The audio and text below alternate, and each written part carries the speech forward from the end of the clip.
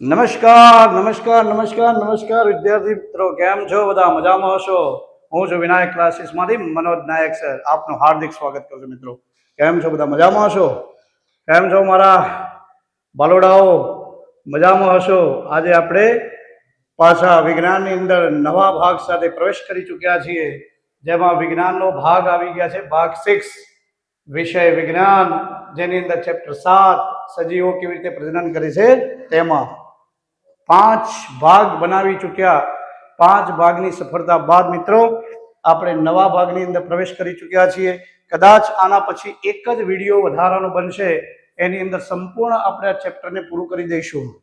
તો આ છઠ્ઠો ભાગનો વિડીયો તમે અચૂક જોજો, કે જેથી કરીને આખા પ્રકરણનો અંત આવી ગયો છે. આના પછી એકાદ લેક્ચર બાકી રહી જશે, એની અંદર સંપૂર્ણ આપણે આ ચેપ્ટરની પૂર્ણાહુતિ જાહેર કરીશું. તો આ સાથે આપણે આજે નો વાત નો બકવાસ, સીધા પ્રશ્ન તરફ જઈએ. તો ચાલો મિત્રો આજે ભણીએ, કે જેની અંદર આપણને પ્રશ્ન લખવામાં આવ્યો છે કે યૌવના આરંભ એટલે શું?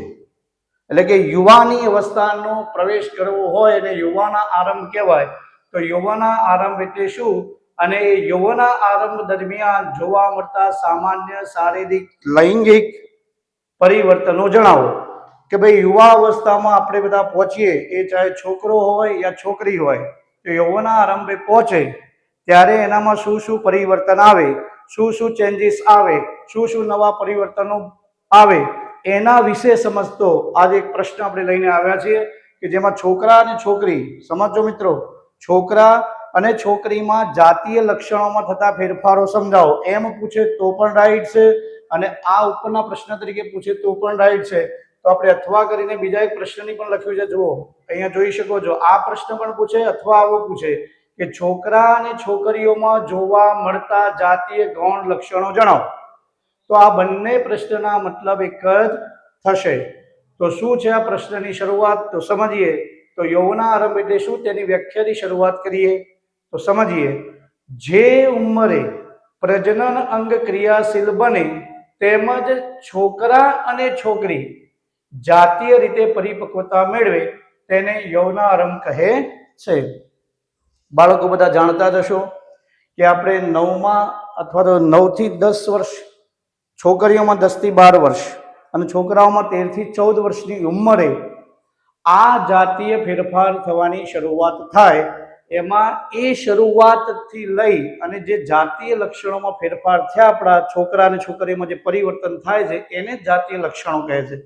તો એના માટે યૌવના આરંભની વ્યાખ્યા કરી છે. ફરીથી સમજાવી દઉં. જે ઉંમરે પ્રજનન અંગ, એટલે આપણા જે પ્રજનન અંગ છે, જે આપણે સેક્સ કરવાના અંગો જે છે, એ ચાહે છોકરીમાં હોય છોકરામાં હોય, નર હોય માદામાં હોય, એ પ્રજનન અંગો ક્રિયાશીલ બને એટલે કે એક્ટિવ બને, તેમજ છોકરા અને છોકરીના જાતીય રીતે પરિપક્વતા આવે એટલે એમના મેચ્યોરિટી આવે, એ પરિપક્વતા મેળવે તેને જ યૌવના આરંભ કહે છે. તો આઈ હોપ કે આ વ્યાખ્યા તમને ખબર પડી ગઈ હશે કે યૌવના આરંભ એટલે શું થાય, કે છોકરા છોકરીમાં જાતીય પરિપક્વતા આવવાની શરૂઆત થાય, એને યૌવના આરંભ કહે છે.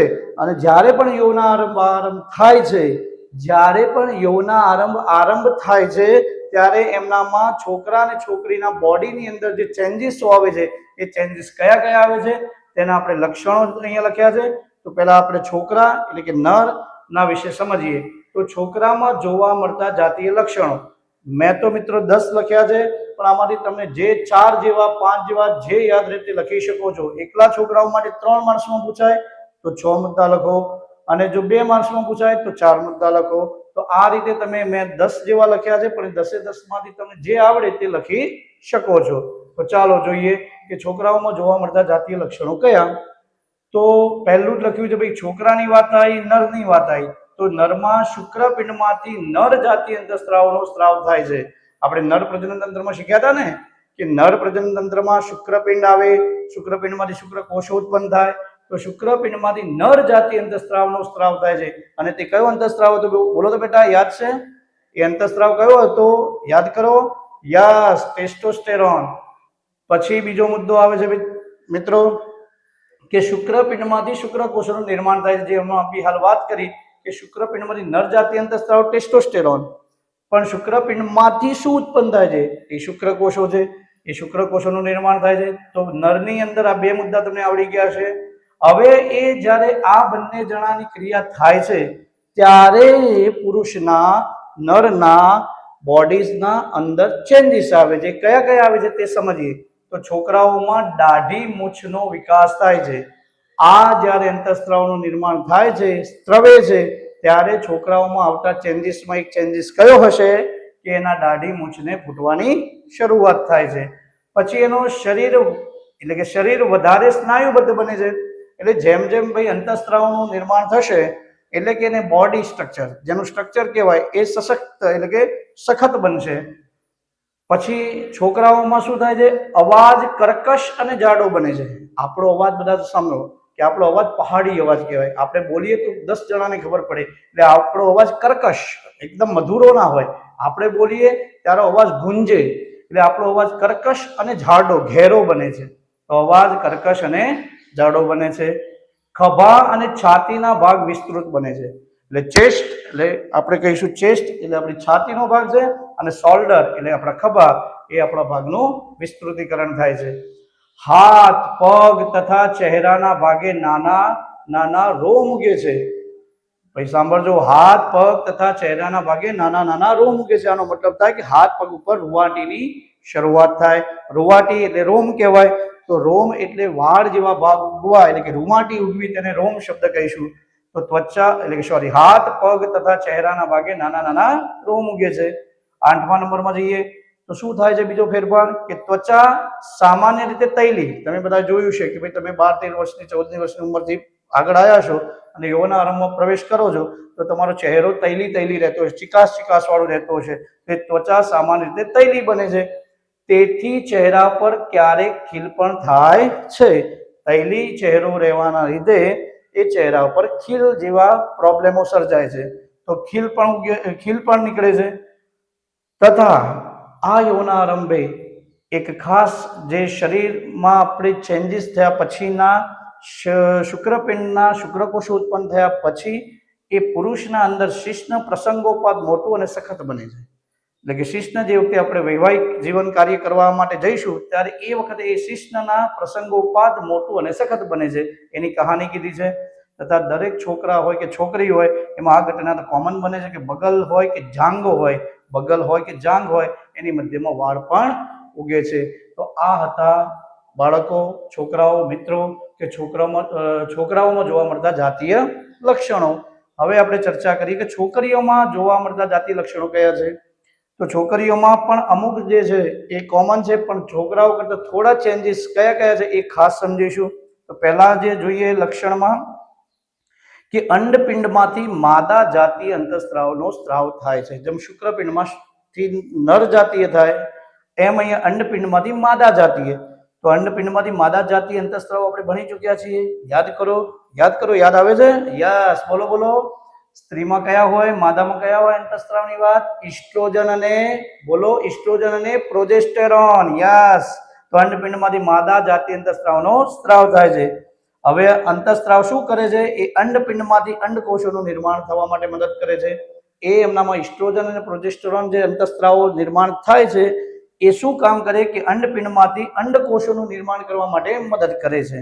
તો આ હતું સ્ત્રી જગતમાં અંડપિંડમાંથી માદા જાતીય અંતઃસ્ત્રાવ એ કયો, અને એ માદા જાતીય અંતઃસ્ત્રાવ ઉત્પન્ન થયા પછી અંડકોષનું નિર્માણ કેમ કરે તેની બેની કહાની છે. જેમ આપણે શુક્રપિંડમાં જોયું અને શુક્રકોષ ઉત્પન્ન થાય છે એ છોકરાઓમાં હતું, એમ છોકરીઓમાં અંડપિંડમાંથી અંડકોષનું નિર્માણ થાય છે તે જોયું. હવે આગળ ચાલીએ તો માદામાં સ્તન ગ્રંથિઓનો વિકાસ થાય છે. માદામાં સ્તન ગ્રંથિઓનો વિકાસ થાય છે. એ સ્તન ગ્રંથિઓ શું છે એ વાત એવી સમજો કે સ્તન ગ્રંથિઓ ભગવાને એટલા માટે એમનામાં વિકાસ કરીને આપવાનો પ્રયત્ન કર્યો હશે કે ભવિષ્યમાં જ્યારે બાળ જન્મે તો બાળને એ નાના સંતતિને એ બાલ્ય અવસ્થાને, કારણ કે ભગવાન દાંત આપતો નથી, તો દાંત નથી આપતો તો એને ખવડાવવું કેવી રીતના, એને પોષણ કેવી રીતના મેળવવું? તો માના સ્તનમાંથી દૂધનો સ્ત્રાવ થાય છે. એટલા માટે સ્તન ગ્રંથિઓ આપવામાં આવી છે અને સમયાંતરે એનો વિકાસ પણ થાય છે. તો અહીંયા આપણે માદા સ્તન ગ્રંથિઓનો વિકાસ થાય છે તે સમજ્યા. હવે શું કહે છે કે સ્તનાગ્ર એટલે કે એ જે નિપલ ભાગ કહે છે એમનો, એ સ્તનાગ્રની ત્વચાનો રંગ ઘેરો બને છે, એટલે થોડો શ્યામ વર્ણ હોય છે, એટલે સ્તનાગ્રની ત્વચાનો રંગ કેવો હોય છે? ઘેરો બને છે. પછી એનામાં એ લોકોનામાં જોવા મળતી એટલે કે છોકરીઓમાં જોવા મળતી એક પ્રકારની જે વૃત્તિ છે એ રજોસ્ત્રાવ છે. એ રજોસ્ત્રાવ થવાને કારણે માસિક ચક્રની શરૂઆત થાય છે. તો એમના અંદર માસિક ચક્રની આપણે સમજીશું કે માસિક ચક્રની કેવી રીતના શરૂઆત થાય છે, એનો આખો એક વિડીયો આપણે બનાવી ચૂક્યા છીએ અને સમજીશું. એમાં સમજી લઈશું કે એમાં શું કીધું હતું. તો રજોસ્ત્રાવ એટલે માસિક ચક્રની શરૂઆત થવી. તો રજોસ્ત્રાવ થવાને કારણે માસિક ચક્રની શરૂઆત થાય છે. આમનો અવાજ, છોકરીઓનો અવાજ મીઠો અને મધુર બને છે.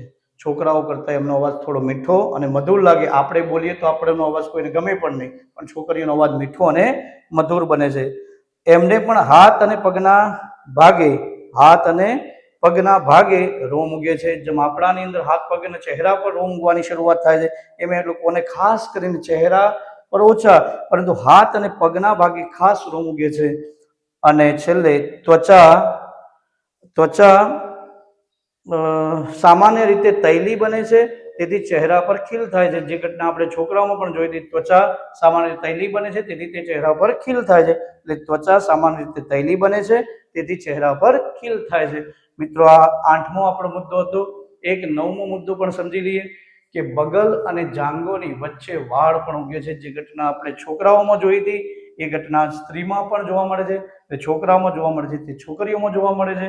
આમ આ રીતે કદાચ તમને આ પ્રશ્ન પૂછવામાં આવે કોઈ પણ એંગલથી, તો તમે તમારી રીતે આના 4-5 મુદ્દા તૈયાર કરી અને લખી શકો છો. તો આ હતું જાતીય લક્ષણો, એટલે કે છોકરા અને છોકરીઓમાં જોવા મળતા જાતીય લક્ષણોના ફેરફારો કેવી રીતે થાય છે તેને લગતો પ્રશ્ન હતો. આઈ હોપ કે તમને આ પ્રશ્ન ટીપ ટોપ સમજાઈ ગયો છે, અને જ્યાં પણ ન સમજાયો હોય તો સ્ટોપ કરી રિવાઇન્ડ કરી ફરીથી જોઈ લો આને, એટલે મારી વાત આના પાછી તમને યાદ આવી જાય. તો આ પ્રશ્નની તૈયારી કરવાની છે આપણે. અને આની અંદર હવે માનવ જે લિંગી પ્રજનનના ભાગનો જે છેલ્લો ભાગ છે, કે આપણે બીજા ભાગમાં આગળના વિડીયોમાં તો બધી ચર્ચા કરી ચૂક્યા છે, પણ સમાગમ કરતી વખતે, સ્ત્રી અને પુરુષના સમાગમ કરતી વખતે ઘણી વખતે સ્ત્રી અને પુરુષને ચેપી રોગ લાગવાની સંભાવના રહેલી છે. તો આ ચેપી રોગ લાગે એને અહીંયા વિજ્ઞાનની અંદર એક પ્રશ્ન બન્યો છે કે જાતીય સમાગમ દ્વારા થતા સંક્રમિત રોગ એટલે સંક્રમણ એટલે ચેપ લાગવો, સંક્રમિત થતા રોગ કયા છે? આવા સમાગમ દ્વારા થતા સંક્રમિત રોગને એસટીડી પણ કહે છે. ધ્યાન આપજો છોકરાઓ, પરીક્ષામાં પૂછાયું છે એસટીડી એટલે શું. તો અહીંયા એસટીડી નો મતલબ અહીંયા હાલ આપણે જોવાનું અર્થઘટન કર્યું, સમાગમ દ્વારા થતા સંક્રમિત રોગો, અને એનું ફૂલ ફોર્મ પૂછે તમને તો એનું કહેવાય છે સેક્સ્યુઅલ ટ્રાન્સમિટેડ ડિઝીઝ. ચલો લખીને બતાવું.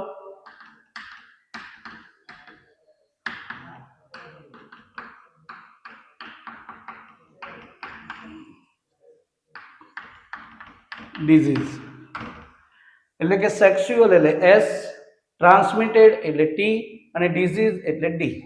આનું ફૂલ ફોર્મ આ રીતે લખાય છે, અને આનો અર્થ થાય છે સમાગમ દ્વારા થતા સંક્રમિત રોગો. તો એ આપણે કઈ રીતે થાય છે તે સમજવાનું છે. તો જાતીય સમાગમ દ્વારા એ બેક્ટેરિયા દ્વારા થઈ શકે અને વાયરસજન્ય પણ હોઈ શકે. બેક્ટેરિયા દ્વારા થઈ શકે, વાયરસજન્ય હોઈ શકે. તો પરીક્ષામાં પૂછાય કે બેક્ટેરિયા દ્વારા થતા રોગોના નામ જણાવો. આપણે અહીંયા લખ્યા છે કે બેક્ટેરિયા દ્વારા થતા રોગોના નામમાં સિફિલિસ, યાદ રાખજો એક રોગ છે, બેક્ટેરિયા દ્વારા થતો રોગનું નામ સિફિલિસ અને ગોનોરિયા. યાદ રાખજો બેટા, બેક્ટેરિયા દ્વારા થતા રોગો કયા? સિફિલિસ અને ગોનોરિયા. પરીક્ષામાં બહુ વખત પૂછાયેલું છે, જોડકું પણ કહી દે, ખરું ખોટું પણ કહી દે. તો બેક્ટેરિયા દ્વારા થતા માણસમાં જાતીય સમાગમ દરમિયાન થતા રોગોના નામ જણાવો. તો સિફિલિસ અને ગોનોરિયા યાદ રહી ગયું. અને વાયરસજન્ય રોગો કયા? એટલે વાયરસથી થતા રોગો કયા? મસા. મસા એટલે શું?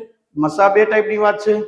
અહીંયા જે આપણે ગુદ્દા ભાગની અંદર જે થાય છે તકલીફ, એ મસા પણ કહેવાય છે, પણ એ મસાની વાત નથી. અહીંયા હાથ ઉપર યા પગ ઉપર, ચહેરા ઉપર કાળા કાળા તલ મોટા મોટા પ્રમાણમાં ઉપસી આવે, ગાંઠો સ્વરૂપે કાળા કાળા જેવા થઈ જાય, એને કહે છે મસા. એટલે વાયરસજન્ય રોગ મસા કહેવાય છે.